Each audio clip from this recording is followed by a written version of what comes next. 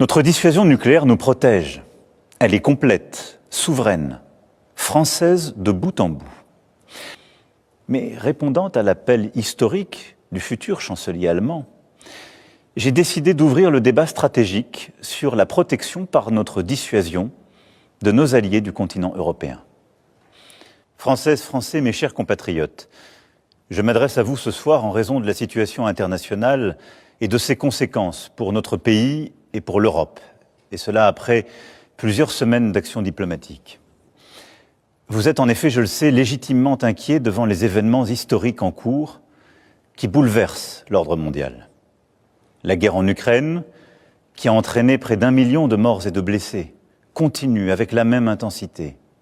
Les États-Unis d'Amérique, notre allié, ont changé leur position sur cette guerre, soutiennent moins l'Ukraine et laissent planer le doute sur la suite. Dans le même temps, les mêmes États-Unis d'Amérique entendent imposer des tarifs douaniers aux produits venant d'Europe. Enfin, le monde continue d'être sans cesse plus brutal et la menace terroriste ne faiblit pas. Au total, notre prospérité et notre sécurité sont devenues plus incertaines et il faut bien le dire, nous rentrons dans une nouvelle ère. La guerre en Ukraine dure maintenant depuis plus de 3 ans. Nous avons, dès le premier jour, décidé de soutenir l'Ukraine et de sanctionner la Russie. Et nous avons bien fait. Car c'est non seulement le peuple ukrainien qui lutte avec courage pour sa liberté, mais c'est aussi notre sécurité qui est menacée.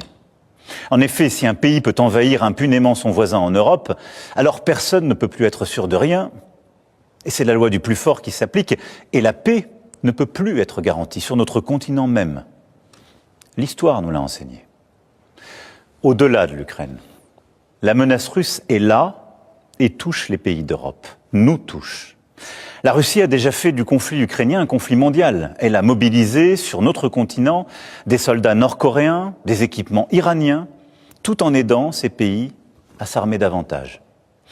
La Russie du président Poutine viole nos frontières pour assassiner des opposants, manipule les élections en Roumanie, en Moldavie.